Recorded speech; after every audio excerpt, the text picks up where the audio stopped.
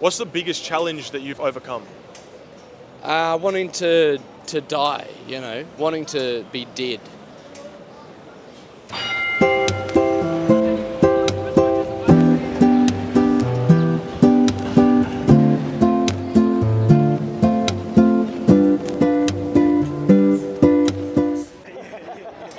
What is the biggest challenge that you've overcome?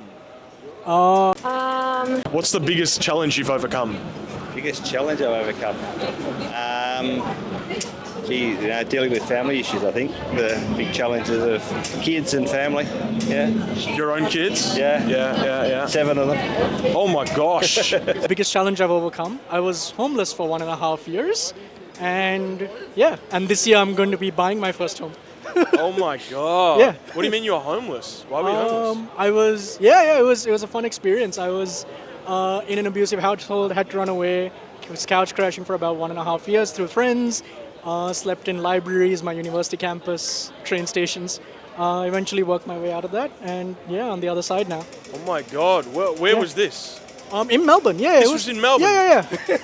Can you explain the story a bit more? Or Yeah, no? yeah, for sure. Well, I was brought to Melbourne by a sponsor, saying that they will fund everything because my family didn't have the money. But once I came here, it turned incredibly abusive, and I was just on my own. Like physically abusive, just verbally abusive? Financially and emotionally. Thankfully, didn't get too physical. But it was. What type of things? What's happening? It was a lot of effectively because I didn't have my family's support. I was very much reliant on them for funding.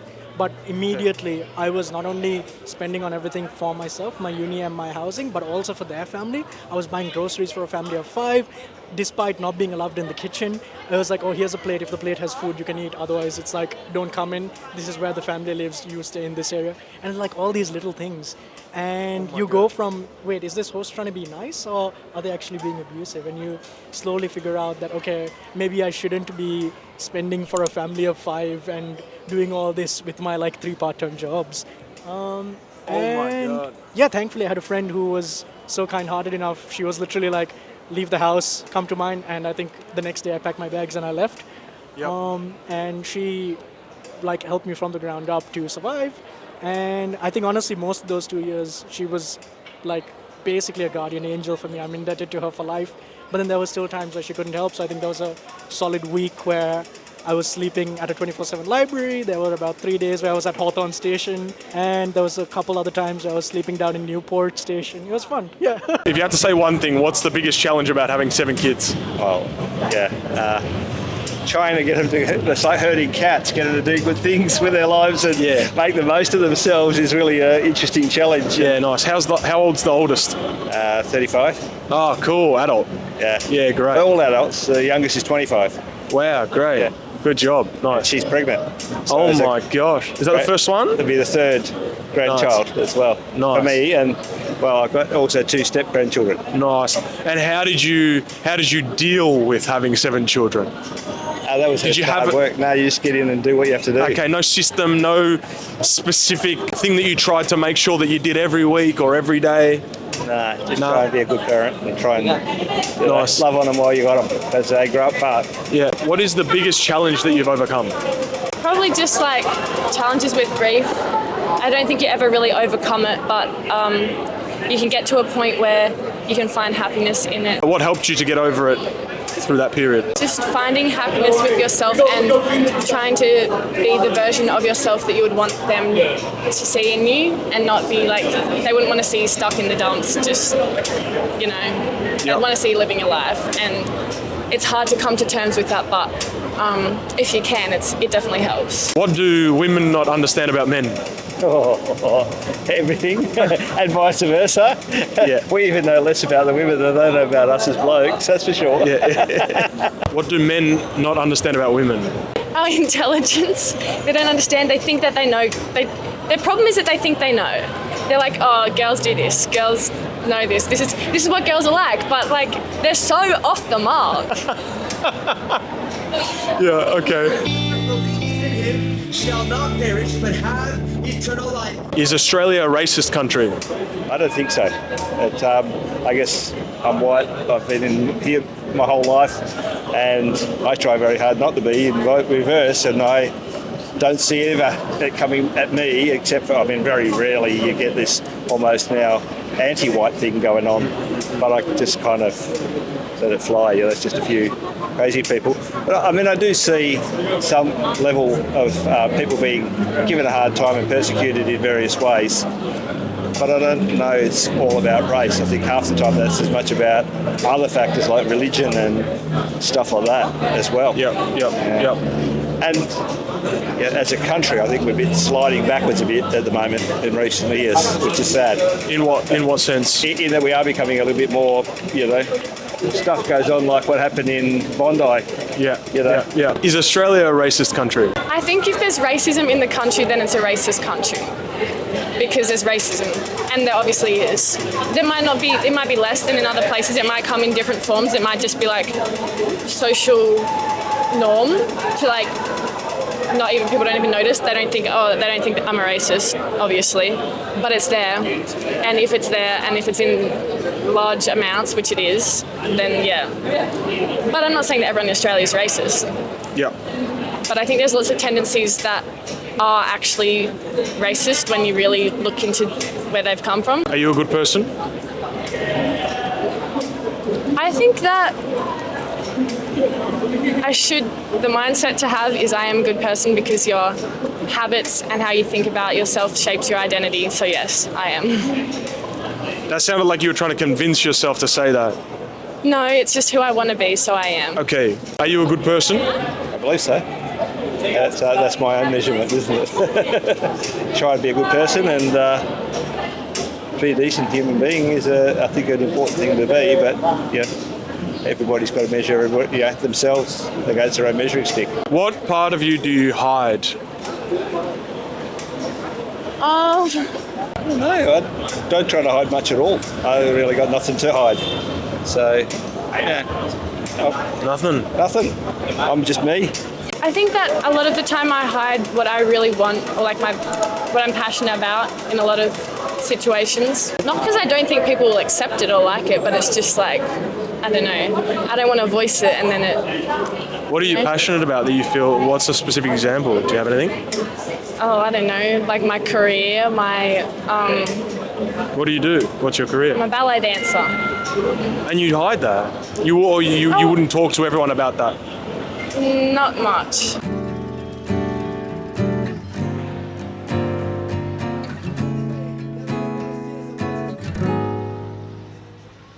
What do men not understand about women?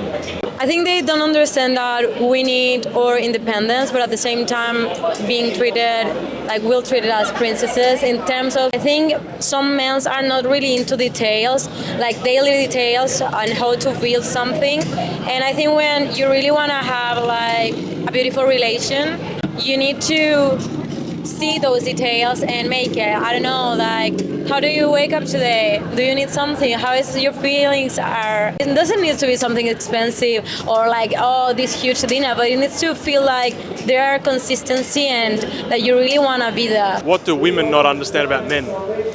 I think we are very much, we say what we mean, we kind of mean what we say, and that we don't really like the games.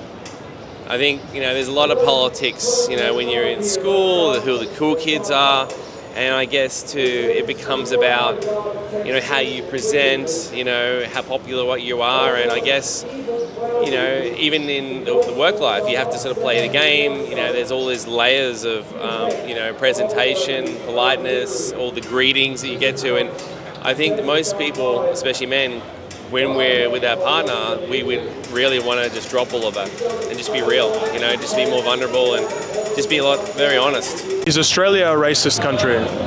Actually, right now, I didn't have like any problems with racism, but I have friends from Asia that they had, and also some other friends that are Afro-descendants that also have. So I won't say that I see people is racist, but sometimes I think in English countries you have some type of mindset that didn't work that much to be more tolerant with different nationalities. Is Australia a racist country?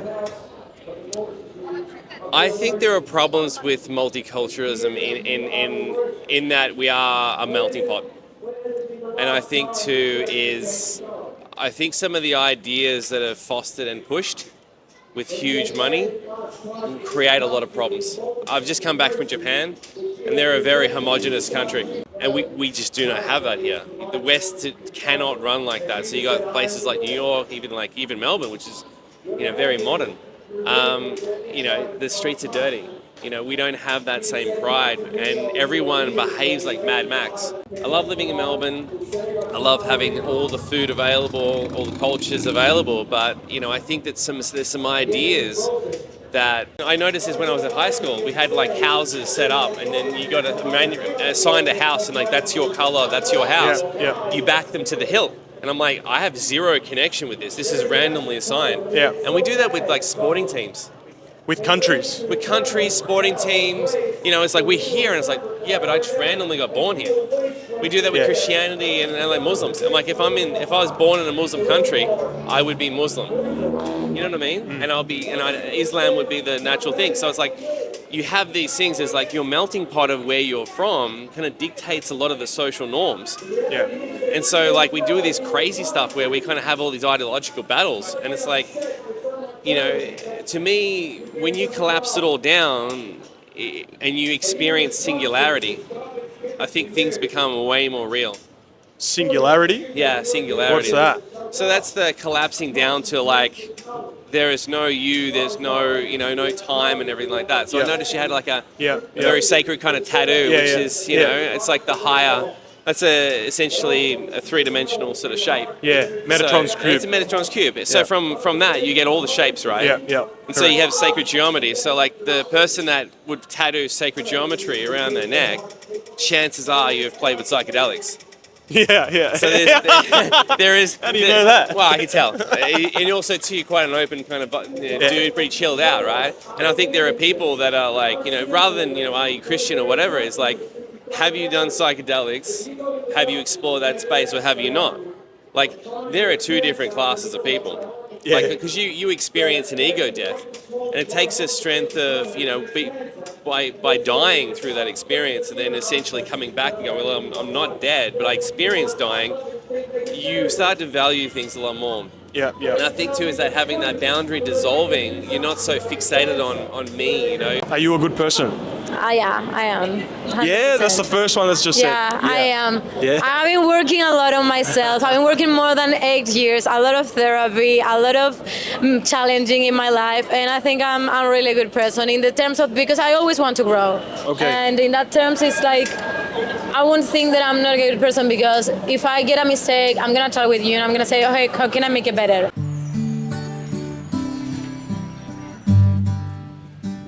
What's the biggest challenge you've overcome? This podcast, when I was passing through here, Really?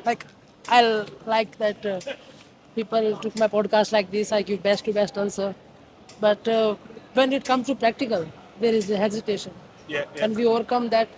I overcome that, and I'm sitting with you, facing that thing. That I feel just I have not overcome. Yeah, even when I'm setting up, every time when I'm setting this up, I think, I feel uncomfortable. Okay. And then I go, I'm just going to do it. That's the thing, bro. I feel that's the real definition of being a confidence person. If you are uncomfortable doing something, you are doing that thing again and again, that make you feel more confidence. That is real confidence, I feel. Gosh, I've been so fortunate. I don't really have that many challenges. Next question. We'll come back to it. Sure. What do men not understand about women? We just want you to communicate. Come on. Bring it on. Seriously. You can do it. You know you can. You want to. What do women not understand about men? What do women not understand about the men?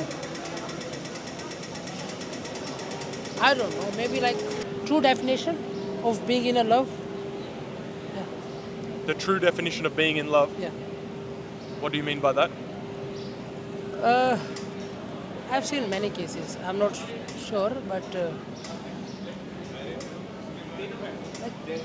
I shouldn't say this, but maximum cheat done in a relationship are by the woman.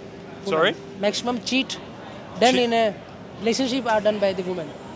I'm not sure. The men cheating on the women. Not women. Women cheating on the men. Yeah, maybe. You think? Maybe, yeah. I've seen this a lot. Really? And when it's come to true love, man is ready to give up everything when it's come to their true love. I don't want to offend anyone. No. I personally feel that people talk about gender equality, na? I personally feel like women are higher than the men.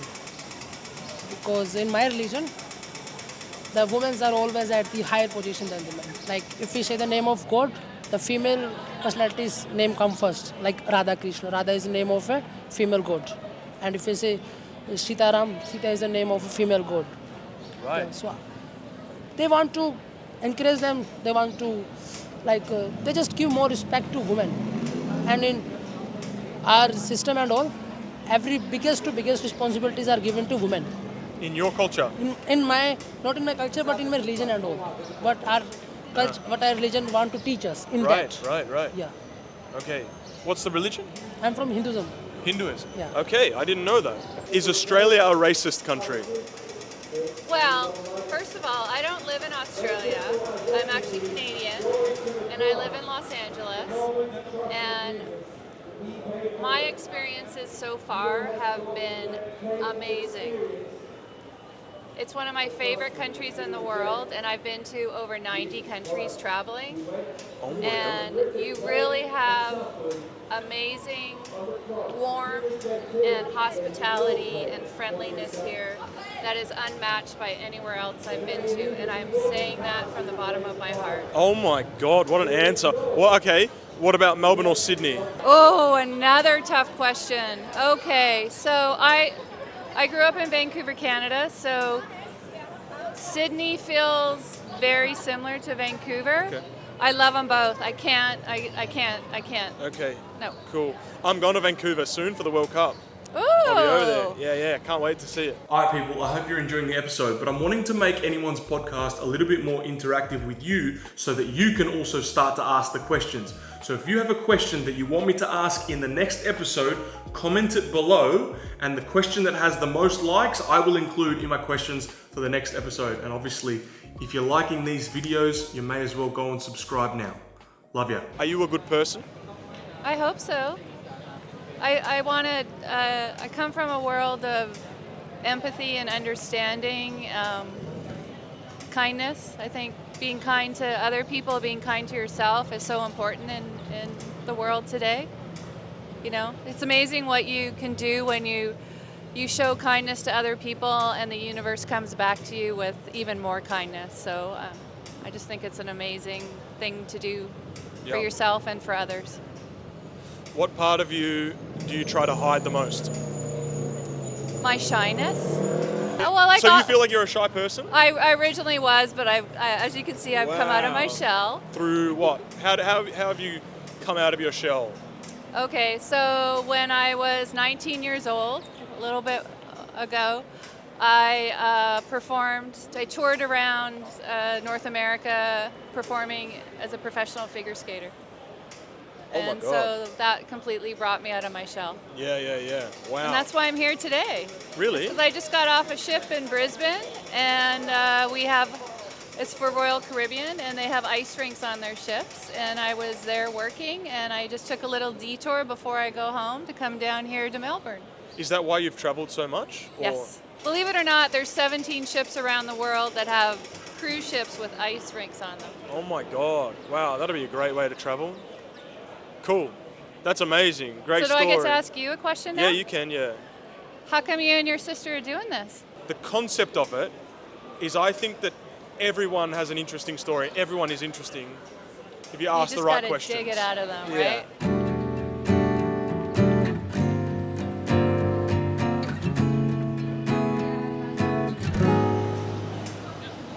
Cool. All right. What's the biggest challenge that you've overcome? Wanting to die, wanting to be dead. Can you That's elaborate the biggest a bit challenge, more on that? yeah. Is that like ongoing, or it's like one Nah, moment? that's done. I went through that challenge, I overcome it. I came up with my own method, and I followed that method, and now I'm pretty happy. Like, I'm happy. What's the method? I went for like a 4-hour walk, and I just thought about my mum, how disappointed she would be, and how disappointed I would be with upsetting her. And it was like 5 Ps. It was like purpose, planning, productivity, yeah, it was basically like planning, productivity, proactive, you know, like plan ahead. Yeah, it was 5 Ps, and you could put any P word in there and be like, yeah, purpose, passion. Yeah. There are a lot of P words that you can use to be like, life is actually worth living. Yeah. And go ahead and do it, and then you forget about that. You know what I mean? And so was it like a one moment situation where you really felt like that, and then you were like, okay, no, I'm going to go for a walk? And on that walk, you came up with this? Exactly. Yeah. It was one moment, it was a New Year's Eve, and I got really drunk, and this is... Yeah, well, I mean, I was like... I hadn't had sex in 3 years, and for a heterosexual male, that's a big deal. And so you just totally devalued, right? And you feel like... if you're heterosexual, you're like, oh, maybe I'm gay, right? And you're like, I'm actually straight. It's not happening. And this is the whole, there was Me Too movement, and you're like, masculinity was being devalued, and I was on board. I was like, yeah, I can see that. I can see how toxic masculinity can be. But that's not me, right? And then I see all of the guys who are super confident. They're the ones who are having a lot of sex, and I didn't have sex for 3 years. Anyway, doesn't really matter now, because that's 10 years or 14, 11 years ago. Wow. And I've had plenty of sex since then, believe me. But yeah, it was like, that's not me. Like, I'm not that, and I'm not that. I'm not an incel, and I'm not a guy who's f***ing all the time. I'm not a boy. And I just couldn't find myself. And so it just really allowed me, in those 3 years, I was like, nah, this. It allowed me to come up with that system for myself, and it was just sort of custom fit for myself, you know? Nice. And it made me not want to die, you know? Have you used that method when someone else has come to you, one of your mates or something like that, with issues?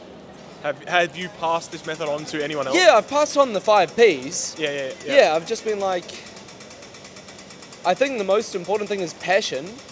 Yeah, big and time. Purpose. Those are the two things that drive you forward. Big time. That gets you out of bed in the morning. And then even a plan, bro. And a planning, bro. P. Sticking to a plan. Yep. Like, just, this is the time I'm getting up in the morning. This is the time I'm going Routine. to bed. Yeah. So important. Routine is so important. Yeah, 100%. It's discipline. Yeah. That's what drives you forward. That's what keeps you alive. 100%. Yep. I think you got some more interesting answers in you. This is great. Okay. What do women not understand about men? I don't know if I can answer that, because there's a lot that men don't understand about women. All right, answer that one. What do men not understand about women? Yeah. I don't know. That's what I'm trying to find out. What do you feel like you don't understand about I think women? it's good that there's a lot of mystery. And I think that's what we're always... There's a... I don't know where my date's gone. Your vape? My date. Yeah, my vape's here. I always know where my vape's... I always know where my vape is. My date, she's... I don't know, we're sort of like... I don't know, she might be my girlfriend, I don't know. That's all right. I think the mystery's really important. Yeah, and you're always there's a constant dialogue, and so long as you build trust, I think trust in relationships is the most important thing, and you let people know, you let the woman know your weakness. Like, I'm a jealous person, and if you're seeing another guy, if you're going to hang out with another guy, just let me know that you're going to see another guy, and then you can do that, so long as I know that you still like me and blah blah blah. And if you don't like me, that's fine. I think communication and honesty is the most important thing, and then the mysteries can remain. I think the mystery is important. We've got to keep the mystery. We've got to keep the no man's land. Yeah, right? That's an interesting answer. Yeah, because I feel like sometimes we think it'd be nice that everyone just understood each other, right? But you're right. That is what the mystery is, and that's what creates the game and the interesting element of the courting and all that stuff. But I think keeping that mystery is really important. So long as you keep the communication up and you say, you're just honest and you just express your feelings. Because I remember when I was like 15, I've never had game. And I used to try to play the game because my older mates were like, oh, you've got to be mean and you've got to do this. And it's like, I've never had that in me, right? I'm not super handsome, I'm not super athletic, I'm not super smart. So I've never been advanced in any area to be able to like attract women in that way, right? And they're looking for the best of the best, you know, and any man is looking for the best of the best. You're a good looking dude. Nah, but I'm retarded, and that's the problem. Like, I've got ADHD, and I've got 2 different coloured eyes. That's mad. Yeah. So I noticed that. That's I'm a sick. mutant, right? So I'm not symmetrical. Surely the women like that, no? Nah. Oh, I mean, they find it interesting. Right, okay. But it's not like, it's an in, but you still have to do some work. Yeah. And if you're an awkward retard, like a bit socially retarded, because I've got ADHD and probably a bit of autism. Right, okay. But you've got a good ADHD. I've got the good strain, did I? I think you do, bro. Because you were able to get to the point where because you were playing at one point professional football. Yeah, that's the best kind of ADHD. So well done. Thanks, bro. All right, is Australia a racist country? I think every country in the West is racist. I think the world is probably racist. Anywhere that's predominantly white is afraid of losing something. And whatever that something is never existed. Because it was always an act. It was always, let's pretend everything's fine. Because I'm like Irish, German, Scottish or something. But I've never identified any culture that I've inherited from that, you know. It's mostly just like drinking at Christmas. I love drinking, but I could drink with anybody, you know. I could drink with Somali, Sudanese, Aboriginal. I could drink with anybody. It doesn't matter. I don't think being from a European or a white culture gives you any right to anything. So I just think the world should be an open place for everybody to connect, you know, and that's maybe what we're heading towards, and I embrace that. But yeah, to answer your question, I think Australia is probably a racist country. Yeah. Probably. Yeah. Yeah. Are you a good person? I can't answer that. You'd have to ask my friends or my family, and they'd have to vouch for me. And if they say, no, he's a bad egg, then I'm a bad egg. And how do I answer to that? Fuck, I don't know. But I think probably they would say, yeah, I'm a good person. I think so. Sorry, I think I just had a bit of spittle come out of my mouth. All good, man. Sharing. I think they would say, yeah, I'm a good person. Yeah. Bro. Because I'm going to play this here. Legend, man. Thank you so much, bro. I really appreciate talking thanks to you, bro. You're a good man. Nah, you're a really are, good man. You are. I'll say to everyone out there that you're a good guy. Thank you, bro. I appreciate that. I got it.